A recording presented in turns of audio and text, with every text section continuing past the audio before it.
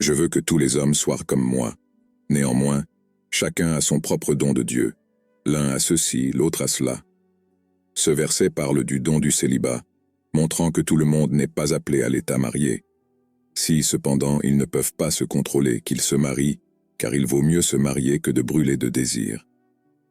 1 Corinthiens 7, verset 9.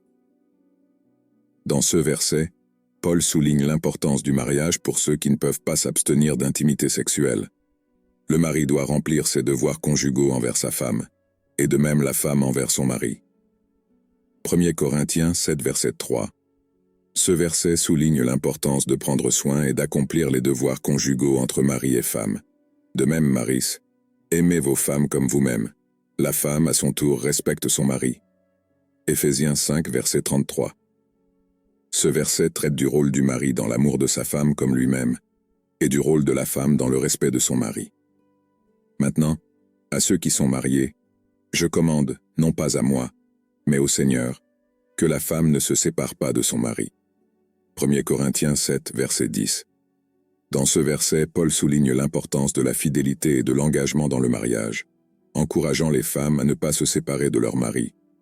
Une femme mariée est liée par la loi à son mari tant qu'il vit, mais s'il meurt, elle est libre de la loi de son mari. Romains 7, verset 2.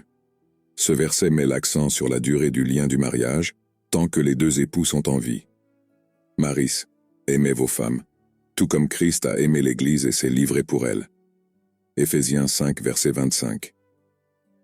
Ce verset exhorte les maris à aimer leurs femmes d'un amour sacrificiel, tout comme Christ a aimé l'Église et s'est livré pour elle. Ne vous méprenez pas, une mauvaise conversation corrompt les bonnes mœurs. 1 Corinthiens 15, verset 33. Ce verset rappelle à tous, célibataires ou mariés, l'importance de s'entourer d'influences positives et d'éviter les mauvaises fréquentations. Ce verset met en évidence certains principes et enseignements bibliques liés au célibat et au mariage, abordant des sujets tels que le célibat, les devoirs conjugaux, l'amour, le respect, la fidélité et les influences négatives. Il est important de se rappeler que chaque personne a un parcours unique et que ces versets peuvent être interprétés différemment selon les contextes